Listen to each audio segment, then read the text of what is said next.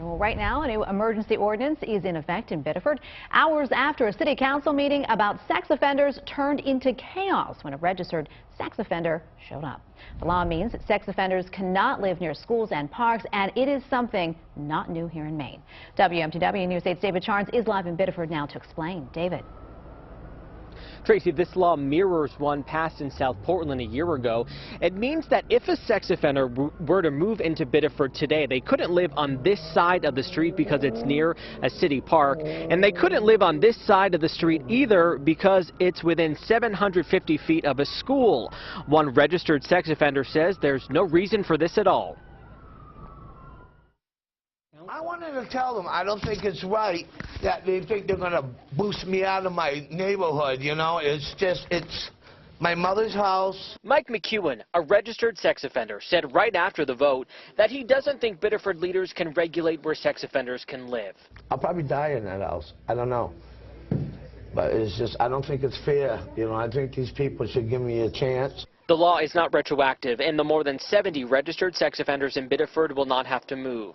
Wednesday, Councilor Bob Mills says as a parent of two, he's concerned about registered sex offenders living near children.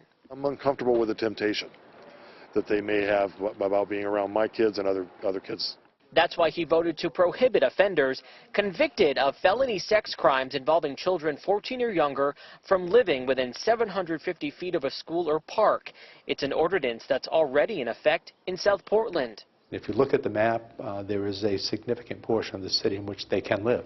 South Portland's police chief says it's aimed to protect potential victims. I look at it as it's our community's expectation, and whether or not it's proven to reduce recidivism or not. Fortunately, recidivism does not occur a lot, but it does happen. The chief says there have been no problems with offenders, and most didn't even live near schools or parks before the ordinance took effect. There also is now an understanding, if you will, that a registered sex offender will not be living overlooking schools or parks.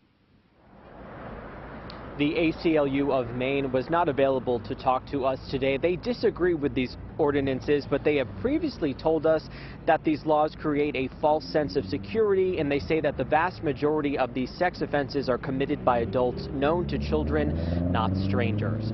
We're live in Biddeford tonight. I'm David Charnes, WMTW News 8.